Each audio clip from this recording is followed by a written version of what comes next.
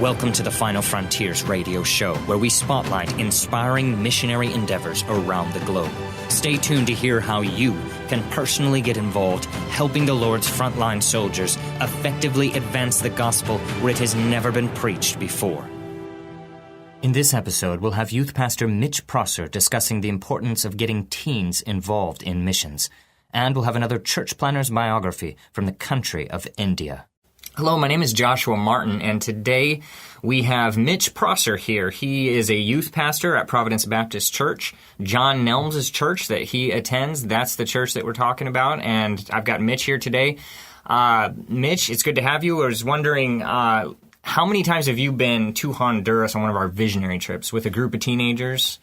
I've been to Honduras 4 times. We started back in 2012 and had a lot of churches there that summer and really enjoyed our time. Our teenagers have always looked forward to the opportunity to serving the people of Honduras and ultimately serving Christ while they do that. And you do this every year pretty much? You take a team there? Our church there at Providence, our people, we do a missions trip every year, and one of those missions trips is always to Honduras. Absolutely. Oh, that's awesome. So how do you see that affects the teenagers? That's a great question. I think, I think often we talk about the transformative power of the gospel and how the gospel can change people's lives. But for a group of students or a group of teenagers to go down to Honduras or another foreign country or on a missions trip of some sort, and through the Touch of Life program and those missions trips in Honduras, it's an awesome opportunity, valuable experience for those students to go down. And what they see is the stuff that we've been teaching them all along, how the gospel can change people's lives. It's not just an opportunity for them to get away from home or anything like that. It's the opportunity for them to see the transformative power of the gospel and how the power of Christ and the testimony that He provides for them to live valuable experience for them while they're down there. Absolutely. Now, you're pastor of student ministry, so do you have like a school there, or is it the students that are coming to your church? We call it student ministries because it's really students from college down. So we have taken college groups on mission trips. We've taken our middle school and high school groups on missions trips, and then we try to do missions projects with our elementary age students. Okay. We're trying to remain missional, and one of the great opportunities to do that is through these visionary trips. So what other trips have you taken? We've had home-based missionary trips as well here in the States. Last year, while we had a group go to Honduras, we took a group also to West Virginia to do a vacation Bible school there. Okay. We did that. And we've done a missions trip to South Dakota, other places as well. Yeah. What kinds of things in South Dakota? We were ministering to the Lakota Sioux Indian tribe there. That's what I was wondering. Yeah, it's fascinating. The Pine Ridge Reservation. Okay. And it's just amazing what goes on out there, and a great missionary work to those people out there, and eye-opening for those students that go on that trip as well. That's a good experience for them. Good to go to a Native American reservation. Absolutely. I've heard about teenage groups going, or just school groups, and getting to see how they live even on a reservation is different. Some of those are much more poverty-stricken than others. Yeah. But that's similar to going to places like Honduras sometimes. Yeah, and it's right here in the States, not to distract from or detract from anything that's going on internationally, but we have needs here at home as well. So Honduras, awesome opportunity, and some of these home missions projects as well. What would you say to teenagers out there? If we had teenagers listening, what would you say to them about getting involved in missions? Wow. There's several things that I'd say for the sake of them listening and not turning me off right now. For time's sake, I think the primary thing I would say is don't be hesitant, or don't think that you're not qualified to do something because God uses different people in every shape and size. In fact, remember Jesus goes to the rich young ruler, and we know that he was young, and he says, hey, if you want to do this, then do this. And he was hesitant. He backed off. I think a lot of people, teenagers included, are afraid that they don't have what it takes, or they're somehow disqualified from ministry. And in every situation, God made you who you are on purpose, and you are uniquely qualified by God to fulfill His purpose in missions. because it's clear from Scripture that he wants us to do missions. He wants us to be the church and outwork his calling, his missional calling on our lives. So what does that look like? It's not for somebody else to do. It's for me to do, and it's for me to do here and now, not 5 years from now or not 10 years from now. And teenagers, I've seen them come back from trips so many times, and the church has stayed the same, but yet their burden has grown, and they're coming back, and they don't want to get squashed from it, and they share their heart, and they try to stay on fire for at least a few weeks. Sure. But it changes their life. Sure, absolutely.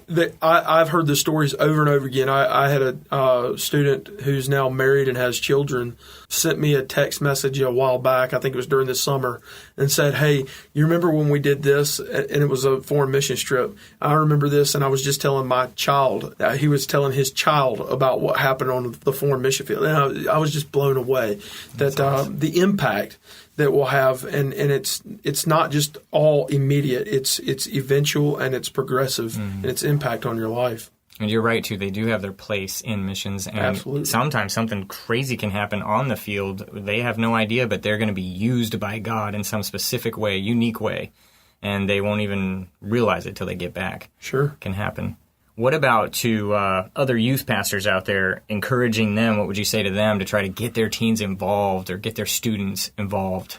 I would say start somewhere where you can trust people or an organization where you can trust what's going on. And there's no better place to do that with an already built, proven product like those vision trips, whether it's going to a Touch of Life feeding center down in Honduras or doing something like that. It's a great place to start because you don't have to worry about all the residual that goes along with that, how to plan it, what to do.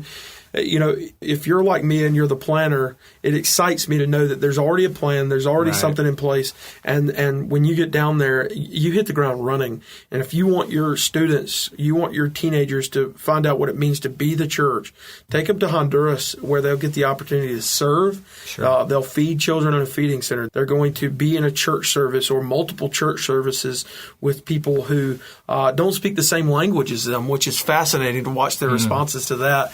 And for them to listen intently, especially if they've taken high school or even middle school Spanish, to find those little words in there where they can, I remember, and just to hear the stories. One thing we do with our teenagers every night is we do an unpacking of the day's events, and it's during our devotional time. That's good. And what happened during the day, and over again on whenever and wherever we go to church services. I remember hearing this today, and I understood it.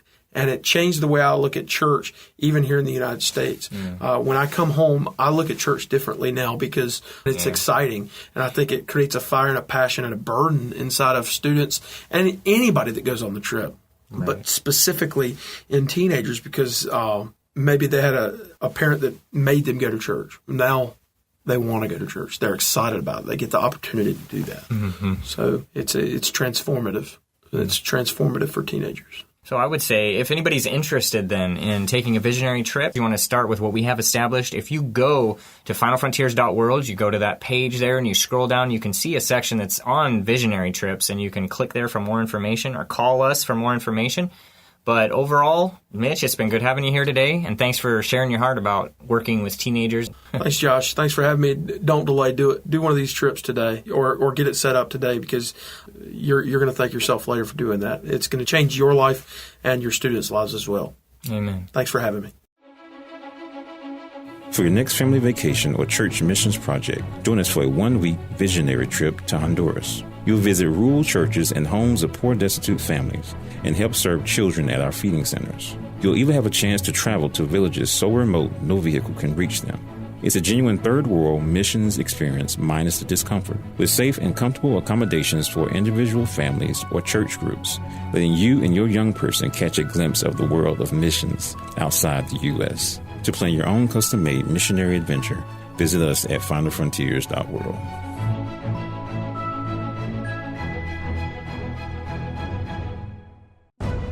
Welcome to Biographies, where we read to you the original letters sent in from Final Frontiers church planters all over the earth. These short stories are dictated by John Nelms, who dearly hopes you enjoy and find inspiration from these initial handwritten testimonies of national missionaries in their own words. Remember to check this episode's show notes for a more in-depth video link of the story told to you today.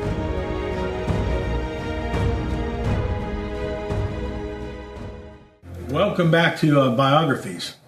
I've got a testimony of an Indian preacher in my hand whose name is Desabattula Gotayya, and his wife is named Mariamma. It's interesting because that's the name of a goddess in India, actually in the area that she comes from. And oftentimes when somebody gets saved, they'll change their name from their pagan name to a Christian name, but it's not required.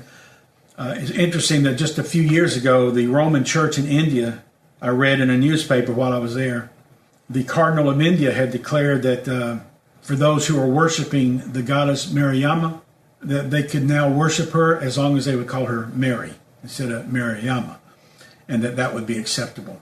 So it's just another example of the perversion of Christianity by, instead of calling them to come out and be separate, they just mix the doctrines of Christianity with the doctrines of paganism and deceive the people into thinking they're worshiping Christ. Let me share with you his testimony. He says, my name was Vinayak. My family members all believed in the god Vinayaka, and we worshiped him because our ancestors worshiped him. One day I went to a marriage function of a classmate in a Christian church. I observed the silence and serenity of the congregation and their perfection of worship. From then on, I began to go to church with my friend. I used to read my friend's Bible. One day I asked him to buy me a Bible, and I gave him the money.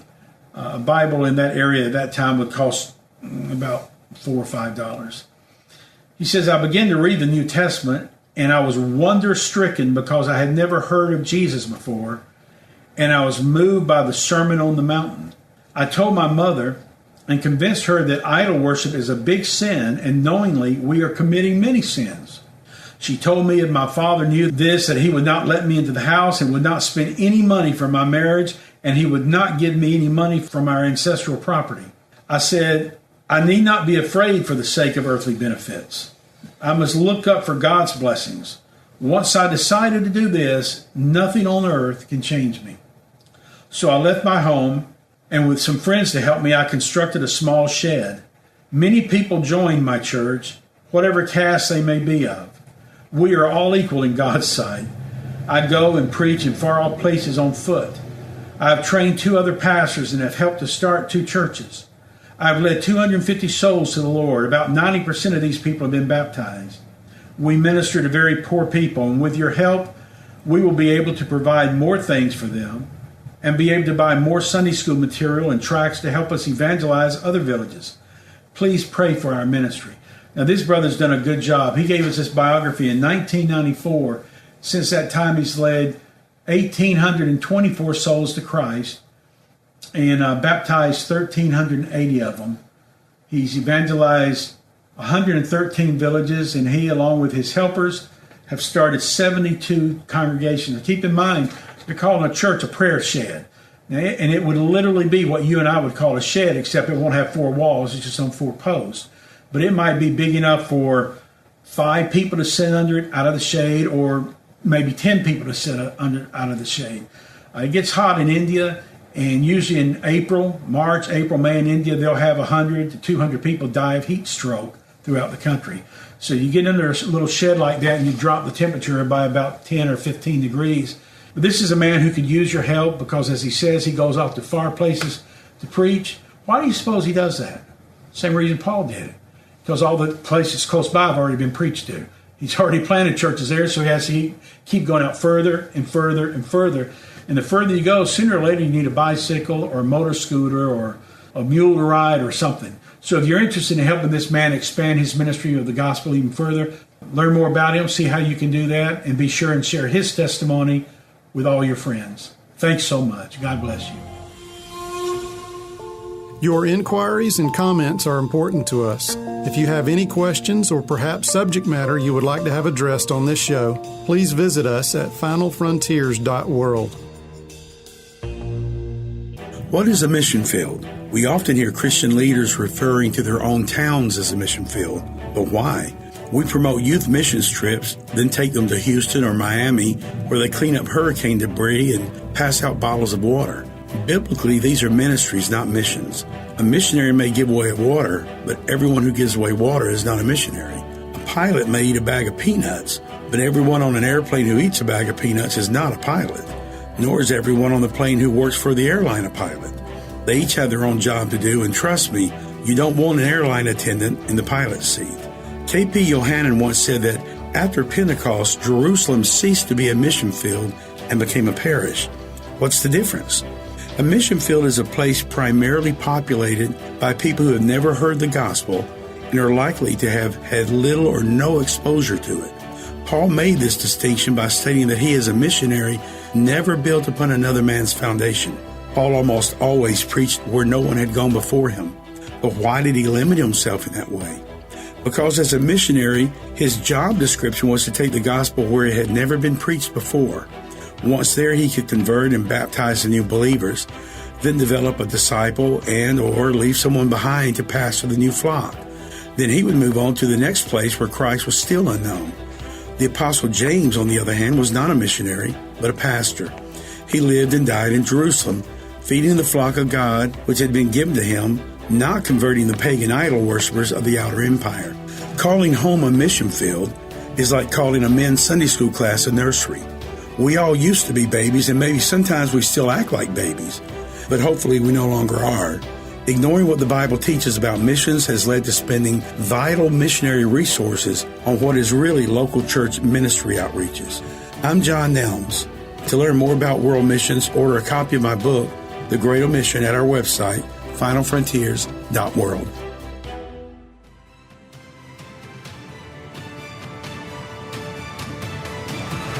You've been listening to the Final Frontiers radio show, funded by sponsors like you. Thank you so much for joining us. Through the funding of national and native preachers, we endeavor to effectively advance the gospel where it has never been preached before. If you want more information, visit www.finalfrontiers.world. That's finalfrontiers.world.